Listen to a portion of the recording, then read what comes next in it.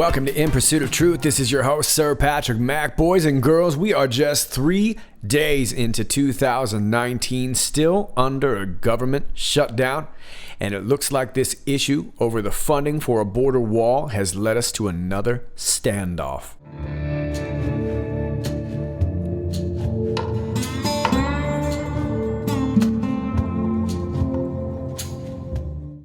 It's awkward, when you don't know where to look. Well, let's look over here on the YouTube page of the White House.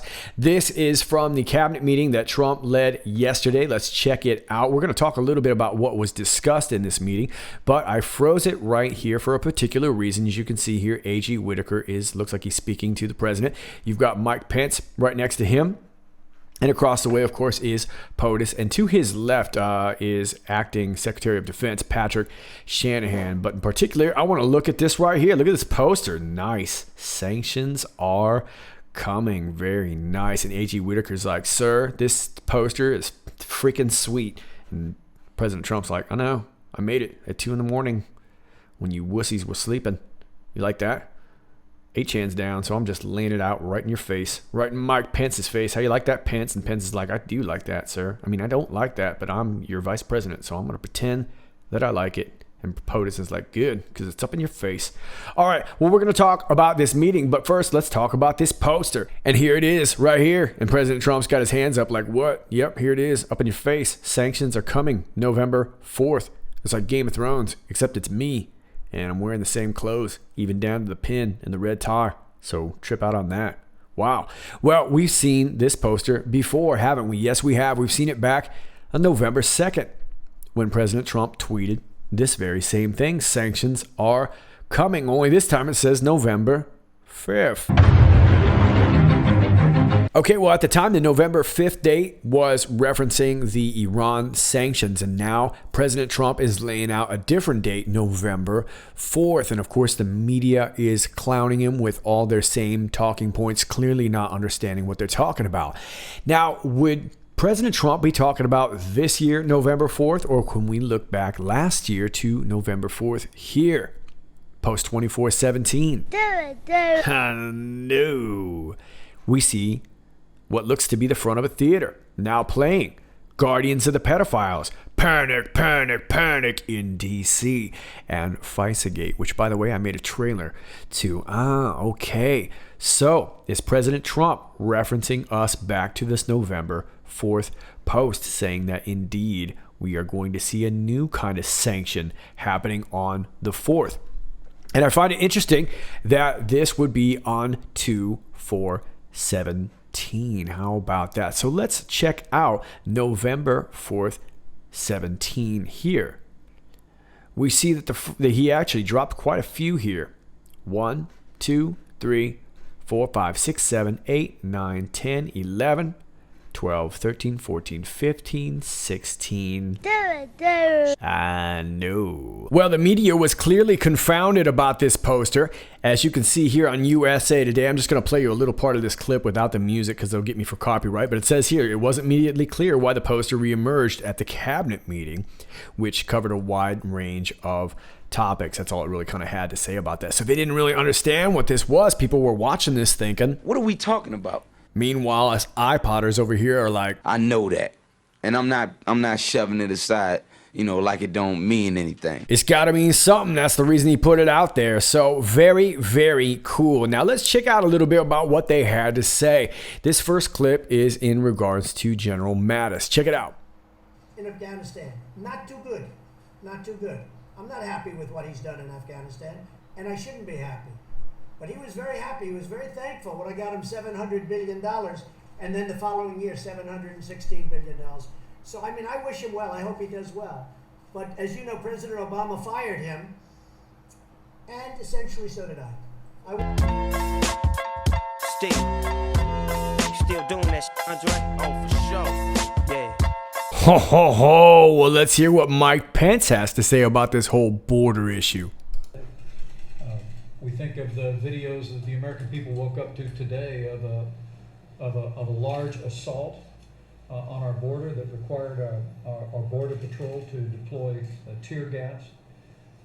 This is the information you hear every day. We are made aware of every day, but you bringing it before the American people and being willing to take a strong stand to shut down the government until we secure the funding to build a wall and bring about the kind of changes that will achieve true border security, I know is something that millions of Americans appreciate, and I personally appreciate your stand.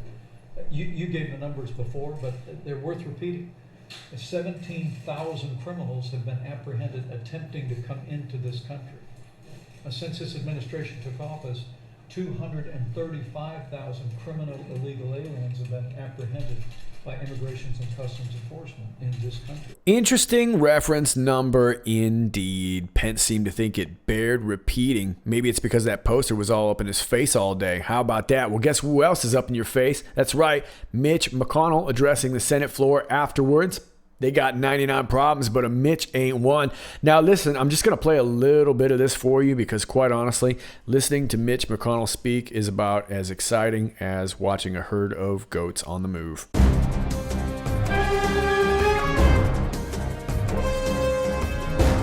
You know what? I take that back. It is decidedly less interesting than goats on the move. Anyway, check it out. I'd like to wish my colleagues a Happy New Year. It's a time for new beginnings. Tomorrow we'll kick off the 116th Congress. Of course, there is urgent business at the new House and the new Senate will need to tackle immediately. Democrats like to get finally serious about border security so that a government funding agreement can be reached. You can pass the House, earn 60 votes in the Senate, and get a presidential signature.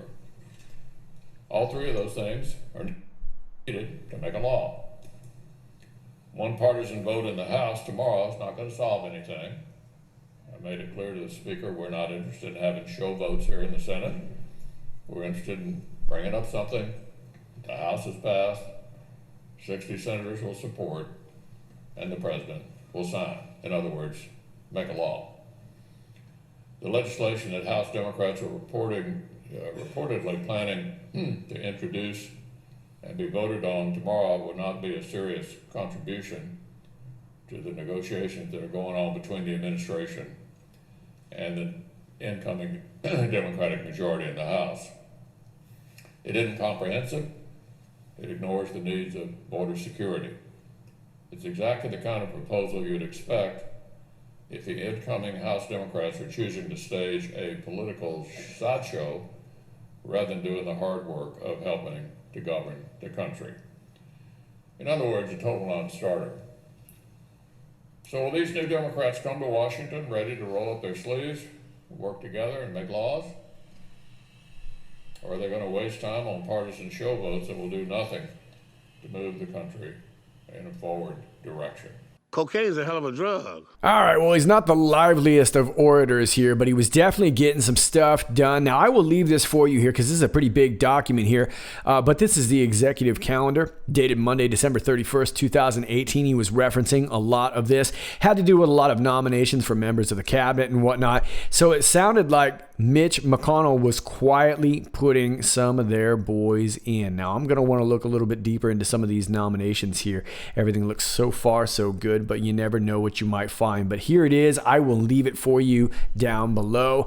And like I said, although Mitch is not the most exciting cat on the planet, he was definitely quietly getting some stuff done. And Dems were not so happy. Here's their response. Sir, so why move forward? Because that is our responsibility as a co-equal branch of government, to do that which we think is right. Sign the bill. What's the point? We hope he will compromise. He ought to compromise. We are for border security, but we are also for operating the people's government in an effective fashion. The bottom line is very simple. At our last meeting, the president said, I am going to shut the government down. They are now feeling the heat. It is not helping the president. It is not helping the Republicans to be the owners of this shutdown. Today we gave them an opportunity to get out of that and open up the government as we debate border security. And to say to them, because he says he won't sign it and use the government as hostage, we should just give in. The American people don't want that. That's bad for our country, and that's not the way to govern. We're asking the president to open up government. We are giving him a Republican path to do that. Why would he not do it? Exactly. Why would he not do it?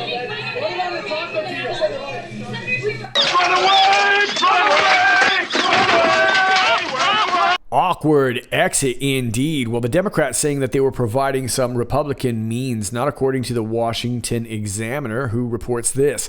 House Democrats slip abortion language into bill to end partial shutdown. House Democrats have inserted language to expand abortion access into a bill to end the partial government shutdown set for a vote Thursday. The spending bill would repeal a provision instituted by President Trump that requires foreign non-governmental organizations to certify that they will not perform or actively promote abortion as a method of family planning.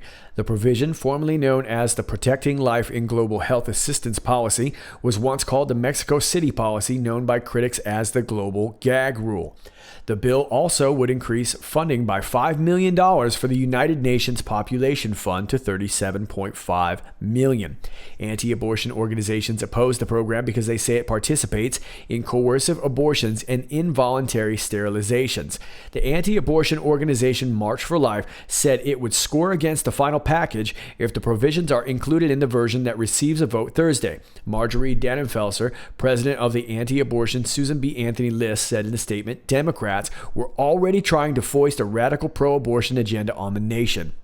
A strong majority of Americans oppose taxpayer funding of abortion, she said, adding that repealing Trump's policy on non-governmental organizations would make taxpayers complicit in the exportation of abortion and destruction of countless unborn children around the world. This is unconscionable, and we oppose the bill in the strongest terms. Democrats plan to vote on two separate bills Thursday, that being today, to fund the federal government, one of which will focus on homeland security as they refuse to meet Trump's demands for $5 billion to fund a border wall between the U.S. and Mexico. Okay, so the Dems getting a little bit jiggy with it, trying to slip some funny language into this deal, and it looks like it's probably not going to go down. We're going to have to see. And in technology news from ABC, private space company Swarm fined more than $1 million over unauthorized satellite launch. There are warnings about runaway, cowboy-like behavior from private companies joining the space race after a U.S. tech startup was slapped with a historic fine last month for launching unauthorized satellites. Swarm Technologies was fined U.S. $900,000, $1.28 million on December 21st for launching 4 mini-satellites in January 2018, after explicitly being denied permission by the U.S. Federal Communications Commissions over concerns about the ability to track them. An investigation found Swarm used an unaffiliated launch company in India to get around the restrictions, but was caught out when the satellites transmitted signals back to a station in Georgia in the U.S. We will aggressively enforce the FCC's requirements that companies seek FCC authorization prior to deploying and operating communication satellites and earth stations, FCC Enforcement Bureau Chief Rosemary Harold said. These important obligations protect other operators against radio interference and collisions, making space a safer place to operate. Swarm's website said it is striving to create the world's lowest cost satellite network. It is believed to be the first U.S. company to launch unauthorized satellites, which were roughly the size of smartphones, and the fine is historic in the example it sets. And I guess that's the example right there. Look at that little thing right there. A bunch of those floating around in space. Yike. The size of the penalty imposed is probably not significant enough to deter future behavior, but the negative press coverage is likely to prevent this company and others from attempting to do this again. FCC Commissioner Michael O'Reilly said. As well as the fine, Swarm will also be subjected to more rigorous FCC oversight and a requirement to submit pre-launch notices to the commission. Okay, so this is pretty interesting. All these private companies now in a race to start launching up their own little cool guy satellites. So let's take a look at these guys here. Swarm Technology. Edge computing plus distributed AI plus Swarm robotics. Doesn't sound creepy at all. Look at their logo. God dog. All right. Well, let's see who they're affiliated with and we can figure this out. My goodness. Look at this. Sony, ZTE, Goldman Sachs, Dell, Microsoft, Nvidia, Alibaba, Intel, Google, Rife & Martin, Twitter, IBM. Yeah, looks like we found ourselves some deep state knuckleheads here, and they got caught trying to shove up their own little cell phone-sized satellites. Thanks to Trip Elix, who posted this on Twitter. SC Media, Australian government worker info hacked. Hackers accessed a limited amount of information on 30,000 Australian government workers when a local directory was accessed and downloaded. The partial directory contained work emails, job titles, and work phone numbers, and the person's mobile phone number if it is a part of the staffer's profile, reported Australian ABC News. Victoria government officials have issued a warning on the hack, which they said could lead to a higher level of email and phone-based phishing attacks.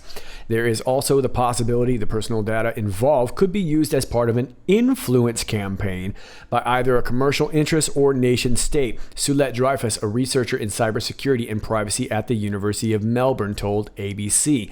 Whether that's for commercial reasons about winning a contract or whether you are an international state player who might have an interest, financial or policy-wise, all of these types of people could be advantaged by the information that was actually hacked, she said. No financial information was disclosed. Okay, well, it looks like more and more by the day. It looks like we're getting a lot of hacking stories. And like I said before, since Q is not posting and the 8chan boards are not working real well, it looks like comms are being passed other ways, hence the little poster that we just saw. And I'm not really sure what to make of all these hackings. We talked about the group, the Dark Overlord, and that hacking group yesterday. If you haven't seen that, check out my video from yesterday. But it looks like the internet is getting flooded with lots of little stories like this. Now, I'm not exactly sure how it's all going to hash out, but it does look like this is a mixture of white hats, black hats, gray hats, whatnot, all jockeying for positions. Now, some may be trying to squeeze information out of others, forcing them to basically admit what we already know. And some of this might just be flat out extortion. I'm not really sure, but I would say this: pay cash if you can. And finally, off of SBS News, Scientology stabbing. Police say teenage suspect had family connection to Sydney branch. A teenager is being questioned by police after one man was killed in a stabbing attack at a Church of Scientology branch in Sydney. Police say a 16-year-old boy arrested over a fatal stabbing at the Church of Scientology's Australasian headquarters in Sydney had been asked to leave by employees. Emergency services were called to the religious center on Greville Street in Chatswood after 12:30 p.m. on Thursday. Following reports, two men had been stabbed in the driveway, one in the neck. Police said the teen, who is related to a member of the church, was being escorted off the premises by the men following a domestic dispute a day earlier. For some reason, something has happened and he's removed a knife and caused the injuries that resulted in this tragedy, Detective Chief Inspector Simon Jones told reporters on Thursday. A 24-year-old believed to be a Taiwanese national was stabbed in the neck and later died in hospital, said Detective Chief Inspector Jones. The victim was a beloved member of our church, and the church is providing the police with any assistance needed in their investigation, a Scientology spokeswoman said in a statement. An older man in his 40s received lacerations to his hands and remains in stable condition in the hospital. A 16-year-old boy of Asian descent was arrested at the scene.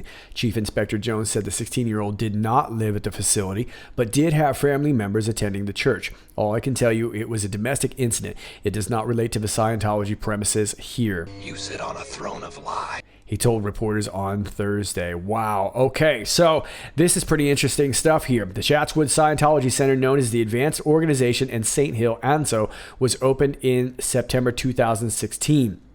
Set amid 900 acres of arboreal forest in the Lane Cove National Park, the $57 million center has been described as an architectural masterpiece. Yeah, I believe it was an acoustic center before this. 900 acres. Wonder what kind of crazy stuff is going on in those acres. Now, this guy was not a member of the church, but the victim was. So clearly not a good PR campaign for the beginning of 2019 for the Church of Scientology. Maybe just save up and send your kids to Catholic camp.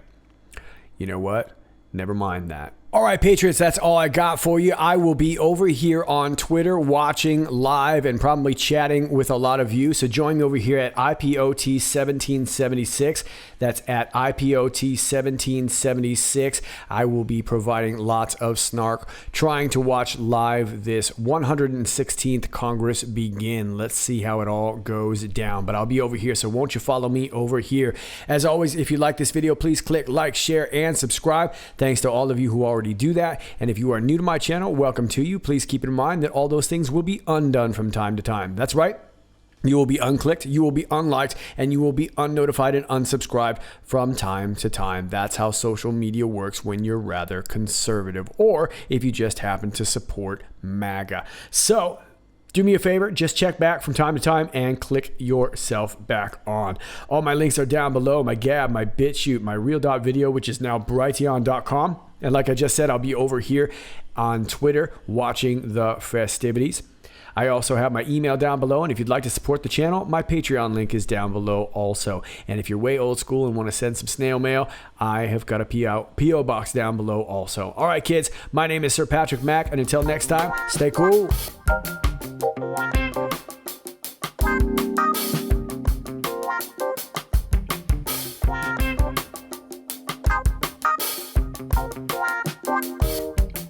Wow.